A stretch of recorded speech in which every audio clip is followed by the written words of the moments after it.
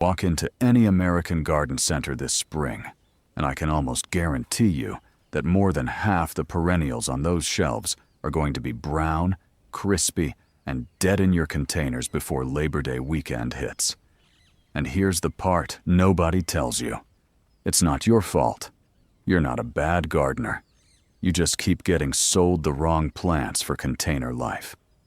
Today, I'm walking you through 15 perennials that genuinely come back year after year, shrug off heat waves, forgive missed waterings, and actually look better when you stop fussing over them. Pay close attention to plant number 9, because that one rewards neglect in a way that genuinely surprises most people. Quick thing before we start. Tell me in the comments which US state you're gardening from, because your USDA zone changes which of these plants is going to thrive on your patio. I'll be flagging zones throughout, so find yours and stay locked in. Plant number 1 is Sedum, and the reason it survives where other plants surrender is simple biology. Each leaf is essentially a self-contained water tank. Field observations show established sedum can sit through 6 to 8 weeks of zero rainfall and bounce right back without any lasting damage. Now here's the counterintuitive part.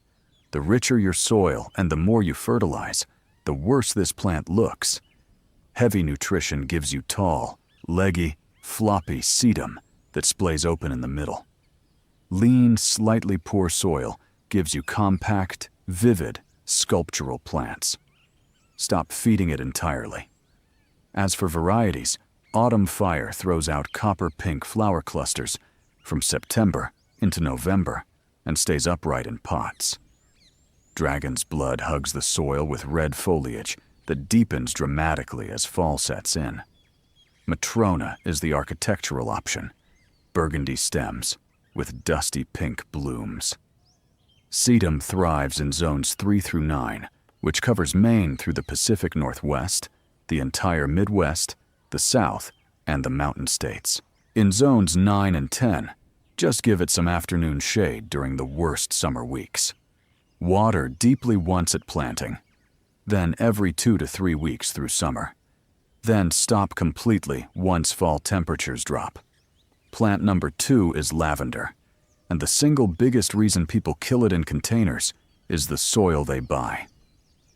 Lavender evolved on dry, rocky Mediterranean slopes with almost no nutrition and almost no moisture retention. The standard moisture-retaining potting mix on every shelf at your local store is essentially a slow-acting poison for this plant. Mix 1 part coarse perlite or horticultural grit into every 3 parts of potting soil before you plant. Use pots with at least 3 drainage holes and skip the saucer entirely. That single change makes lavender almost foolproof. Hidcote is your deep purple, compact, cold-hardy English option down to Zone 5. If you're gardening anywhere in the South or along the Gulf Coast, Phenomenal is the variety that handles heat and humidity better than any other lavender on the market, performing reliably across zones 6 through 9. Grosso has the highest essential oil content if fragrance is your priority, and blooms continuously from June into August. Don't fertilize it, ever. Rich nutrients soften the growth and actually weaken the fragrance. The oil concentration intensifies when the plant is slightly stressed. With lavender, neglect is a technique. If you're getting value out of this and you haven't subscribed yet, here's what's actually happening on YouTube's end. The algorithm doesn't reliably push channels at people who haven't subscribed. So if you want more practical, zone-aware container gardening content like this every week, subscribing is the only way to make sure it actually reaches you. It's free and always will be. Plant number 3 is Russian sage. And what makes this plant special in a container isn't the look, it's the duration. Once it establishes, you get continuous blue-purple flowers on silvery white stems from July straight through October. That's 4 months of color from a single plant. Most flowering perennials give you 4 to 6 weeks. Russian sage gives you 4 months. Deer ignore it. The aromatic foliage repels insects, and even after the blooms fade, the silvery stem skeleton holds structure through winter when every other pot on your block looks empty. Hardy in zones 4 through 9, from Minnesota down through Georgia and across to the coast. Total annual maintenance is one task. Cut it back to about 6 inches in late February or early March. 30 seconds of work. In Zone 4, tuck the container against a south-facing wall before hard freeze. In Zones 8 and 9, it can hold its silver structure through mild winters. And here's something most gardening content gets wrong. Russian sage actually performs better in a container than in the ground. The contained root system encourages tighter, more upright growth than open soil planting. Plant number 4 is hens and chicks, and this is the only perennial on this list that actively multiplies itself and hands you free plants without being asked. The mother rosette, called the hen, continuously produces baby rosettes, called chicks, around its outer edge. Each chick is a complete, genetically identical, fully independent plant. You pluck it off with your fingers, drop it into a fresh container, and it establishes itself with no special treatment. The hen eventually flowers once, then dies. But by that point, she's produced enough offspring to refill your containers many times over. Cobweb hens and chicks are covered in fine white threads that look exactly like delicate spider silk across each rosette. Red beauty shifts from green to deep burgundy as fall progresses, peaking in November. Pacific blue ice is a blue-gray that almost looks artificial. Hardy in zones 3 through 8, which covers the vast majority of the continental U.S.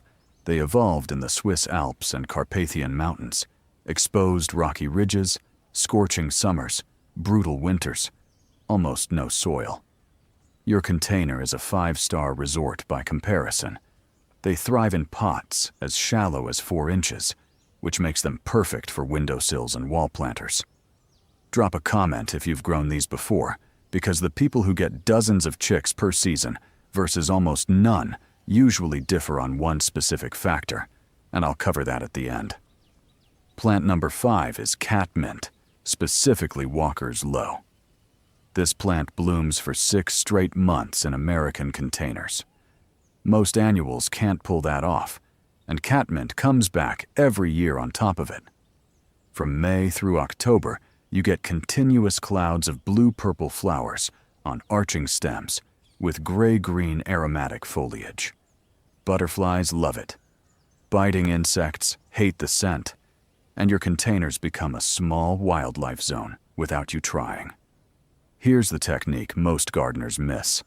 When the first flush of flowers starts looking tired in July, cut the entire plant back by half. It looks rough for about 10 days, then returns with a second flush often heavier than the first. Skip that cut and you lose 6 to 8 weeks of color every summer. Hardy in zones 3 through 8. Water, once weekly once established. In zones 8 and 9, give it some afternoon shade. Now compare this directly to the petunia, which is still the single most purchased container plant in America. Petunias need deadheading every few days, weekly fertilizer, and complete replacement every spring. Catmint needs 1 trim per season, no fertilizer, and gets stronger every year. The only reason Catmint isn't more popular is that garden centers make significantly more money selling petunias annually. If this is genuinely useful, hit the like button. Every like is a signal to YouTube that this video deserves to reach another gardener who's about to walk into a garden center this weekend and spend money on plants that won't survive the summer. One tap from you, real impact for someone else. Plant number 6 is Hosta, and I want to challenge a common assumption. Hostas are actually more attractive in containers than in the ground, and the reasons are specific. Containers eliminate slugs, which are the single biggest destroyer of hosta foliage. Containers eliminate drainage problems, because hostas rot in dense ground soil but thrive in well-managed container mix. And containers give you portability, so you can move them to your best display location in summer and to a sheltered spot before hard freeze in fall. Some and Substance produces enormous chartreuse gold leaves up to 18 inches across that look lit from inside. Halcyon has powdery blue foliage that's naturally slug-resistant. Patriot has deep green leaves with crisp white margins. Hardy in zones 3 through 9, one of the widest cold hardiness ranges of any shade perennial available. In zones 3 through 5, move containers against a protected wall or into an unheated garage before hard freeze. In zones 8 and 9, morning sun only. A container hosta never needs replacing. It divides naturally every few years, and one $3 plant can fill 8 containers a decade later. Plant number 7 is Heuchera, also called coral bells. Most flowering perennials make you wait for bloom season. Heuchera doesn't, because the foliage is the show. It comes in burgundy, silver, lime, caramel, orange, and near black. And that color is present from the moment it breaks dormancy in spring until hard freeze in fall, or year-round in zones 7 through 9, where it stays evergreen. Palace purple gives you near black burgundy. Lime Ricky is electric chartreuse that lights up shady corners. Caramel produces warm amber tones that genuinely shift across the season. Hardy in zones 4 through 9. Here's the placement mistake almost everyone makes. They stick Heuchera in deep shade and then wonder why the color washes out. This plant produces its most intense color in bright indirect light or 2 to 3 hours of gentle morning sun. Move your Heuchera into morning light and you'll see the color intensify within 2 weeks. That single adjustment makes more difference than any fertilizer or soil amendment. Plant number 8 is Astilbe, and the misconception here is that the feathery, almost florist-grade plumes must require florist-level effort. They don't, and Astilbe actually performs better in a container than in the ground. In open soil, the plant depends on whatever moisture the surrounding earth holds, which means dry summers produce smaller plumes and shorter bloom periods. In a container, you control exactly how much water it gets, which means bigger plumes, longer bloom, and cleaner foliage. Bridal Veil produces pure white plumes that glow in shade. Finale has deep red flowers above bronze foliage. Sprite is compact, shell pink, and one of the most award-winning Astilbes in American horticulture. Hardy in zones 3 through 8. Unlike most plants on this list, Astilbe genuinely prefers consistent moisture, which containers make easy to manage. Morning sun and afternoon shade in zones 7 and 8. After bloom, leave the spent plumes standing. They turn russet brown through fall and provide structure into November. Cut them back in late fall or early spring. Either timing is fine. Plant number 9 is lamb's ear, and this is the plant I told you about at the start, the one that genuinely rewards neglect. The science here is fascinating. Lamb's ear comes from sun-baked rocky hillsides in Turkey and Iran. The leaves are coated in dense, silver-white hairs, and those hairs aren't decorative. They're a survival system. They reflect intense sunlight to keep the leaf from overheating, and they trap a thin layer of dry air against the leaf surface to slow moisture loss. When you overwater this plant, those hairs flatten down, trap moisture instead of air, and the plant rots from the outside in. When you underwater it, the hairs stay upright, the silver intensifies, and the plant gets more striking week by week. Big Ears produces leaves up to 6 inches long, the most dramatic option for container display. Helen von Stein rarely flowers, which means all the plant's energy stays in the foliage. Silky Fleece is compact and perfect for mixed arrangements. Hardy in zones 4 through 8, with afternoon shade recommended in zones 9 and 10. People reach out and brush this plant without thinking about it, and that tactile quality combined with the silver color makes it one of the most commented on plants in any container collection. Plant number 10 is Daylily. Each individual flower lasts exactly 1 day, but each plant produces 30 to 50 buds per stem, which mathematically gives you continuous color for months from a plant that asks for almost nothing after the first season. Continuous bloom from June through September. Self-divides every 3 to 4 years, giving you free additional plants. Available in every color except true blue and pure white. Stella d'Oro is the gold standard for containers. Compact, reblooming from spring through frost, and reliable in every American climate. Happy Returns is pale yellow and slightly more heat tolerant. Purple d'Oro gives you the same compact reliability in deep purple. Hardy in zones 3 through 9. Evergreen varieties hold foliage through mild winters in zones 7 through 9. Drop a comment with the Daylily color you have or want, because the variety range is honestly overwhelming, and I want to know what you're drawn to. Plant number 11 is Black-Eyed Susan, also known as Rudbeckia. Blooms July through October, attracts goldfinches directly to your containers, and gets more floriferous every year. One mature plant produces between 80 and 120 simultaneous blooms at peak flowering. Not across the season, all at once. Goldsturm is the benchmark variety, award-winning, container-sized, blooming continuously from July through September.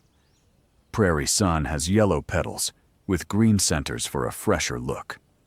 Cherry Brandy gives you unusual copper-orange tones that stand apart from every other yellow flowering perennial. Hardy in zones 3 through 9. Performance fact most people don't know. Black-Eyed Susan looks better in its second and third year than as a new planting. The roots strengthen over winter and produce more flowering stems each successive year. Leave the seed head standing through fall and winter, and goldfinches, chickadees, and housefinches will feed on them from October through February. Your container becomes a wildlife feeding station that costs nothing to operate.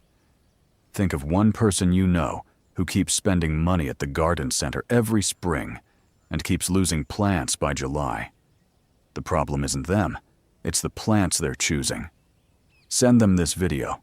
No message needed, just the link. It could save them years of frustration. Plant number 12 is Bergenia, sometimes called pig squeak. This is the plant that proves container gardening doesn't end when summer does. While every other plant on your patio goes dormant, Bergenia is changing color, holding structure, and getting ready to flower before winter is even finished.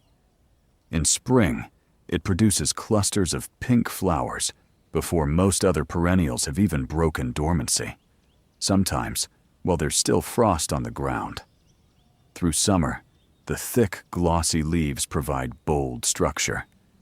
In fall, those leaves transition to deep burgundy red. And through winter, the evergreen foliage holds form and color. Hardy in zones 3 through 8. In zones 3 and 4, the winter color is actually the most dramatic because the coldest temperatures produce the deepest burgundy. The contrast against snow or frost is genuinely spectacular. Plant number 13 is ornamental grass, specifically Karl Forster, feather reed grass. No other container plant gives you all 4 of these things at once. Movement, sound, 4-season structure, and basically 0 maintenance after year 1. Spring brings fresh green vertical structure. Summer produces wheat-colored feathery plumes. Fall transitions to warm gold, while seed heads feed birds. Winter provides standing architectural structure when nothing else does. Karl Forster stands narrow and upright at 4 to 5 feet, the most architectural container grass available, and a former perennial plant of the year. Morning Light has fine, silver-edged leaves with arching form. Blue fescue forms compact, blue-gray mounds at 10 to 12 inches for smaller pots. Karl Forster is hardy in zones 4 through 9, Morning Light zones 5 through 9, Blue fescue zones 4 through 8. Total annual maintenance is one task. Cut back to 4 to 6 inches in late February. That's it. Plant number 14 is Coneflower, also called Echinacea. Native plant, centuries of medicinal history, 4 months of bloom, seeds that feed birds through winter, and almost indestructible in containers. Flowers from June through September with minimal deadheading. Seed heads left through fall, and winter feed goldfinches, chickadees, and housefinches. And the National Wildlife Federation lists coneflower among the top 5 bird-feeding native plants in America. It also self-seeds into surrounding pots, giving you free plants every season. Magnus is the classic, larger flower heads, more upright habit. White Swan is pure white with orange centers and slightly more shade tolerant. Hot Papaya produces double orange-red blooms. Hardy in zones 3 through 9. Plant number 15 is Hellebore, sometimes called Lenten Rose. This plant blooms in snow. While everything else in your containers is dormant, Hellebore is producing flowers. Bloom from December through April, the longest single bloom period of any perennial available to American gardeners. Available in white, pink, burgundy, yellow, and near black. Thick, deeply divided, glossy evergreen leaves provide 12-month structure. Ice and roses. Red produces deep burgundy flowers from December through March. Wedding Party gives you pure white doubles from January through April. Penny's Pink is soft pink with darker veining, one of the most elegant varieties on the American market. Hardy in zones 4 through 9. In zones 4 and 5, place containers against a protected south-facing wall during the coldest weeks. In zones 7 through 9, the bloom season runs from November through April, giving you 5 full months of winter flowers. Most gardeners spend winter looking at empty containers.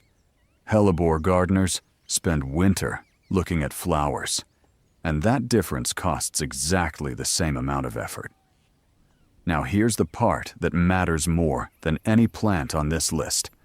You can plant every single one of these 15 perennials and still fail if you don't understand 3 specific things. These mistakes kill more container plants than drought, cold, and neglect combined. First, drainage kills more plants than drought.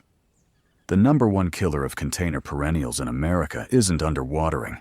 It's overwatering combined with poor drainage. Roots sitting in waterlogged soil can't access oxygen. They suffocate, and by the time you see foliage damage, it's already too late. Every container needs at least 3 half-inch drainage holes. Add a 2-inch layer of coarse gravel at the base before adding soil. Skip the saucer for drought-tolerant perennials. Water should drain visibly within 15 to 20 seconds. If it pools longer than 30 seconds, your mix is too dense. Second, container size determines almost everything. A perennial in a 10-inch pot needs water every 1 to 2 days in summer. The same plant in a 16-inch pot needs water every 3 to 4 days. The same plant in a 24-inch pot needs water once or twice weekly. Minimum size for everything on this list is 16 inches in diameter. Anything smaller defeats the entire point of low-maintenance gardening. In winter, small containers freeze solid. A perennial in a 10-inch pot in Zone 5 has almost no insulation between its roots and a hard freeze. The same plant in a 24-inch pot has thermal mass that protects the roots through temperatures that would kill it in a smaller container. Container size isn't just about growth, it's about winter survival. Third, the soil mix that does half the work for you. Don't use straight garden soil, it's too heavy and drains poorly. Don't use bargain bin potting mix. It's mostly bark and holds too much moisture. The right recipe is 50% quality potting mix, 30% coarse perlite, and 20% compost. Drains well, retains enough moisture, and feeds the plant slowly through the season without synthetic fertilizer. Each spring, scrape off the top 2 inches and replace it with fresh compost mixed with slow-release granular fertilizer. 10 minutes per container, once a year. That's the complete annual soil maintenance for every plant on this list. If you're in your 50s, 60s, or beyond, you've spent enough summers replacing plants that were never going to survive in the first place, and enough money on annuals that looked beautiful in April and were dead by July. Subscribe to the channel, because every week I put out content built specifically to make your garden easier, more beautiful, and more rewarding without asking more of your time. Tell me in the comments which 3 plants from this list you're adding to your containers this season and which state you're gardening in, because zone matters, and I want the advice you act on to actually fit your climate. Now go fill those containers. I'll see you in the next one.